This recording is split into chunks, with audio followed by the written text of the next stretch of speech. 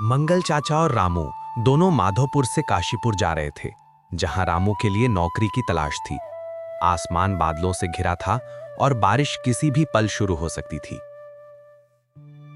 अरे चाचा, ये बैल तो मेरे से भी ज्यादा आलसी हैं। कब तक ऐसे हिलते डुलते काशीपुर पहुंचेंगे? हंस ले रामू, मगर ये बादल अच्छा संकेत नहीं दे रहे। बारिश आएगी और ये जंगल का रास्ता रात में ठीक नहीं है। अरे चाचा, बारिश आएगी तो क्या, भीग जाएंगे, नहाएंगे, गर्मी में ठंडक मिलेगी, मजा आएगा। मजा? रामू, तुझे होश कब आएगा? ये जगह खेल तमाशे की नहीं है। ये जंगल तो बरसों से सुनसान पड़ा है। कहानियों में तो ये तक कहा जाता है कि रात के समय यहाँ भूत प्रेत अपना डेरा डालते हैं। ओहो चाचा, भूत प्रेत, अब आप भी वही कहानियां सुनाने लगे। आप तो बिल्कुल गांव की बूढ़ी अम्मा जैसी बातें कर रहे हो। सच कहूं तो आपकी बातें सुनकर मुझे डर से ज्यादा हंसी आ रही है। तभी बिजली जोर से गरजती है और दोनों ऊपर की ओर देखते हैं। चाचा, ये बादल तो ऐसे लग रहे हैं जैसे कोई बड़ा तूफान ला रहे हो। कहीं हम फंस ना जाएं।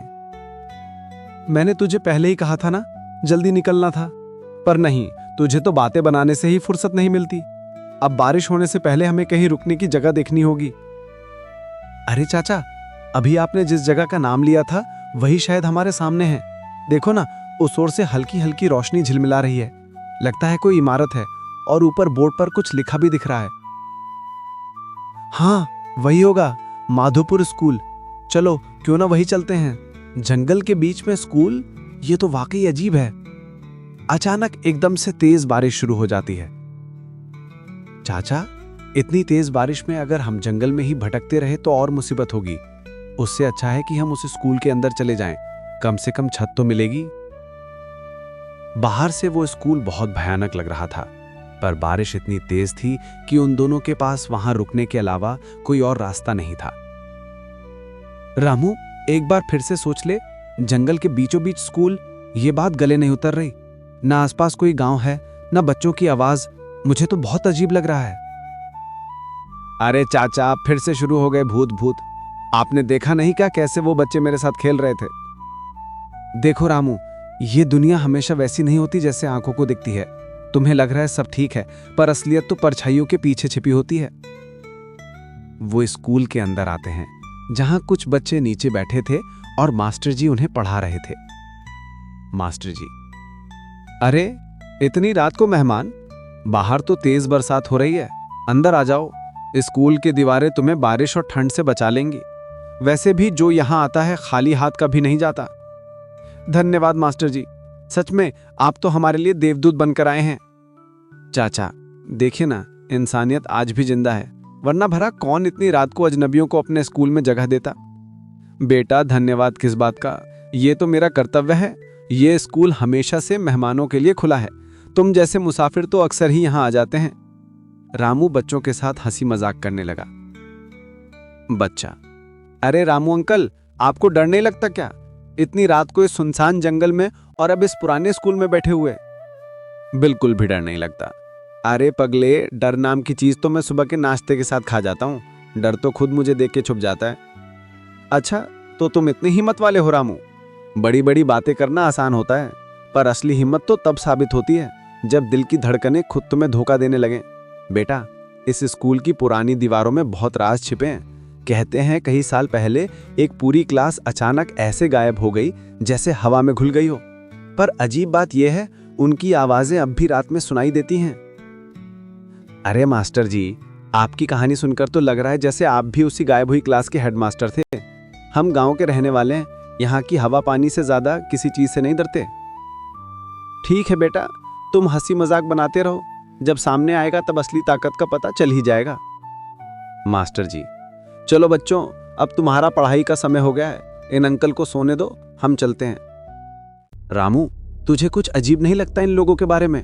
मुझे तो उनकी बातें ही कुछ ठीक नहीं लगती। अरे चाचा, फिर से शुरू हो गए भूत भूत। आपने देखा नहीं क्या कैसे वो बच्चे मेरे साथ खेल रहे थे? देखो रामू, ये दुनिया हमेशा वैसी नहीं होती जैसे आंखों को दिखती है। तुम्हें लग रहा है सब ठीक है, पर असलियत तो परछाइयों के पीछे छिपी होती है। रात कट जाती है और अगले दिन वो जाने के लिए तैयार होते हैं। अंकल अंकल, आप मत जाइए ना, हम सब चाहते हैं कि आप हमारे साथ ही रहें। कोई बात नहीं बच्चों, अंकल को जाने दो, आप चिंता मत करो, ये अंकल अब हमारे पास ही रहेंगे, वे हमेशा यहीं आएंगे। मंगल और रामू बैलगाड़ी पर बैठकर काशीपुर की ओर बढ़ने लगते हैं। अरे रामू, तुमने मास्टर जी की वो बात सुनी? मुझे तो उसकी आंखों में एक अजीब सी चमक दिखी, जैसे अंदर से वो बहुत खुश है और कुछ छुपा रहा है। हाँ चाचा, उसकी ये बात मैंने भी ध्यान से सुनी। सच में उसकी बातों में कुछ अजीब मजाक था, जो सुनकर हंसी भी आती है और हल्का डर भी महसूस होता है। दोनों काशीपुर चाय की टपरी पर रुकते हैं। कल रात से ही हम ठंड और बारिश में फंसे रहे, और वो मास्टर जी क्या कहूँ, उसने ना हमसे चाय के लिए पूछा, न खाने के लिए कोई बात की। ये बातें, ये हंसी मजाक, आप सच में नहीं जानते कि वहाँ क्या सच है। आपको असली सच का कोई अंदाजा तक नहीं है। अरे भाई, डरावना वो तो मुझे भी थोड़ा सा लगा, पर सच कहूँ तो उन बच्चों से मिलके अच्छा ही लगा। अरे भाई, ये तुम क्या कह रहे हो?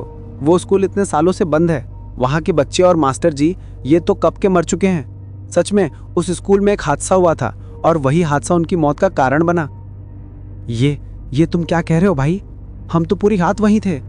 अगर आप लोगों को मेरी बात पर यकीन नहीं है तो एक काम कीजिए, आप सरपंच जी से जाकर पूछ लीजिए, उन्हें सब सच पता है। वो दोनों सरपंच जी के पास जाते हैं। सरपंच जी, हमें आपकी मदद चाहिए। चाय वाले भाई ने बताया कि वो स्कूल तो बरसों से वीरान पड़ा है, और मास्टर जी और बच्चे सालों पहले इस दुनिया को छोड़ चुके हैं। हमें सच सच बताइए, सच्चाई क्या है? क्या तुम लोग सच में रातों से स्कूल में रुके थे? हे भगवान, तुमने बहुत बड़ी गलती कर दी। वो जगह तो बरसों से बंद है, वहां ना कोई मास्टर जी है ना कोई बच्चे, सबकी आत्माएं हैं। अब कृपया हमें कोई रास्ता दिखाइए, हमें पूरा सच जानना है ताकि हम समझ पाएं कि अब हमें किस मुसीबत का सामना करना पड़ेगा। बेटा, सालों पहले उस मास्टर ने बच्चों को स्कूल में कैद कर लिया था। गांव वाले उन्हें बचा ना सके, गुस्से में स्कूल जला दिया। मास्टर और बच्चे सब उसी आग में खत्म हो गए। तब से उनकी रूहें वहीं भटक रही हैं। अब तुम दोनों को आज की रात निकालनी होगी। अगर तुम ये एक रात बच गए तो फिर कोई तुम्हारा कुछ नहीं बिगाड़ पाएगा, लेकिन याद रखना, ये रात आसान नहीं होगी। सरपंच उन दोनों को अपने पुराने घर में ले आते हैं। तुम दोनों आज रात यहीं मेरे घर पर आराम से रह सकते हो, डरने की कोई जरूरत नहीं। लेकिन ध्यान रहे, रात गहरी होते ही बाहर कदम मत रखना। रात गहरी हो जाती है। अचानक कमरे में एक आवाज गूंजती है। अंकल अंकल, आप तो हमें वहीं छोड़ आए, पर हमने आपको नहीं छोड़ा। कौन है? कौन बोल रहा है? सामने तो कोई नहीं दिख रहा। ये आवाज कहां से आ रही है? क्या बात है रामू, इतनी जल्दी भूल गया हमें? अब तुम दोनों भी हमारे साथ स्कूल चलोगे, कक्षा तुम्हारा इंतजार कर रही है। तभी वो छलावे सामने आ जाते हैं। उनकी आंखें लाल थीं। देखो देखो, हमें जाने दो, हमने तुम्हारा क्या बिगाड़ा है? हम तो बस अनजाने में यहाँ रुक गए थे, हमें छोड़ दो, हमें माफ कर दो। वो छलावे उनकी ओर बढ़े और उन दोनों को भी अपने आप में समा लिया। अगले दिन रामू और मंगल की खबर सारे गांव में फैल गई। बहुत बुरा हुआ उन बेचारों के साथ। मासूम थे वो, उनको क्या पता था कि जिस स्कूल में पढ़ने जा रहे हैं वही उनकी आखिरी मंजिल बन जाएगी। वो जगह अब शापित हो चुकी है।